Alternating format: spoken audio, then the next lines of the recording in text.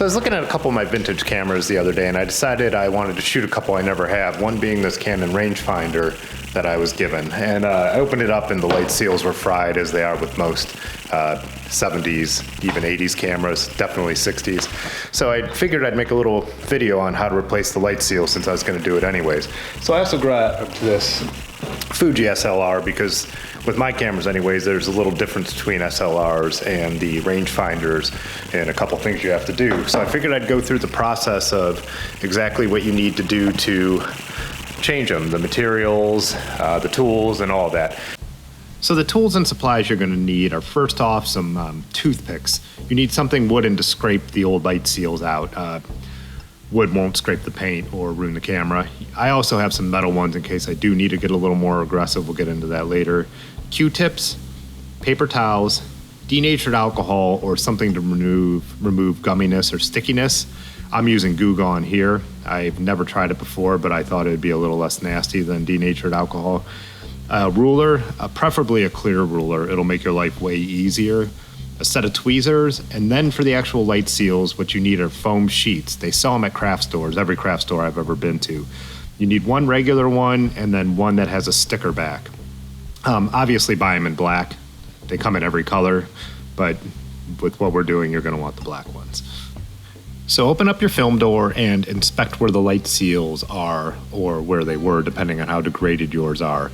You'll often find little pieces in the corner. Sometimes there's a couple little pieces hiding under stuff.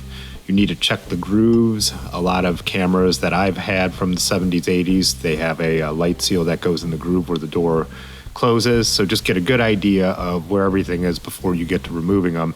You might even want to take some pictures if that's something that will help you out.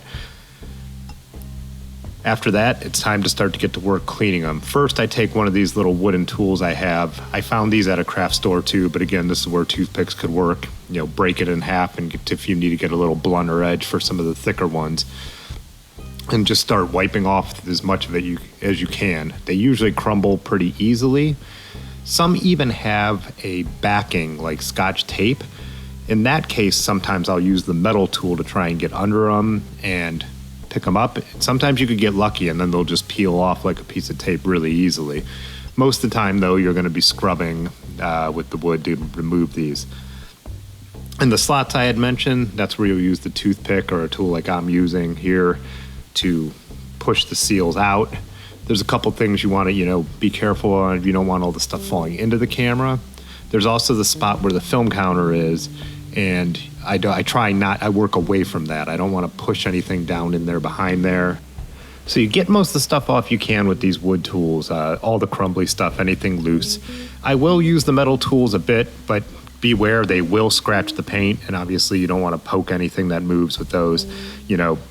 I'm doing this on fairly inexpensive cameras. I would not be poking around with a metal tool on a Leica M3 or something like that. You will, like I said, you will scratch the camera with these on the inside.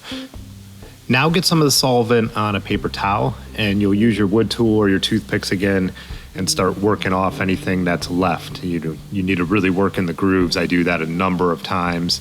The grooves along the back of the camera. And then all the little crevices, I get in there with the wood tool and the paper towels. After that, I start just using the paper towels by hand to wipe down the film door and get off as much as I can. This could, every camera is different. Sometimes it could be very tedious and very time consuming, and then everybody has their own level of meticulousness. I like to get as much as I can so the next seals that we're about to put on will stick. So once you're finally happy with how clean everything is, I usually will blow it out with some air, wipe it with a microfiber towel or something like that to get the final cleaning done. Then it's time to measure and cut the light seals. So for the film door, everything you put on there is usually going to have to be with the foam with the stickers. What you do with that is you measure, that's why the clear ruler comes in such handy here. And then you're going to, mark your measurements. I don't actually worry about the length. I just make sure it's going to be too long. I cut the strips, remove the backing, and then slowly put them in place, using the wood tool, using my hands. After I place each one, I close the film door again to really stick it in there good.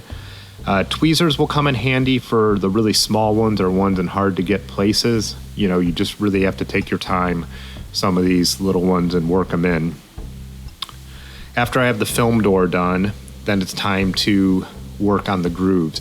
So every SLR I've had has one on the top and one on the bottom. Every rangefinder I've had has either just the top one or it doesn't have light seals, which in case you're lucky. But so basically you cut the piece again. This is the non-sticker one. You don't need it because the pressure, it's such a narrow groove, it'll hold in there anyways. So you cut it to the size you need, to the measurement, and I try and go it just a tiny bit over, and then slowly work it into place. You want to be very careful not to twist it. You want it to go in all the same way.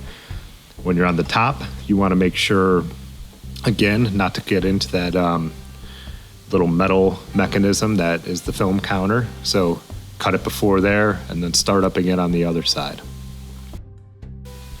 The film door might be a little tough to close after some of these replacements, though you could see here I'm not really having much of a problem with the Canon rangefinder, but don't worry about that. They'll obviously, break in, compress a little bit over time. You want it to be tight. You want, that's what we're going for, is light tightness.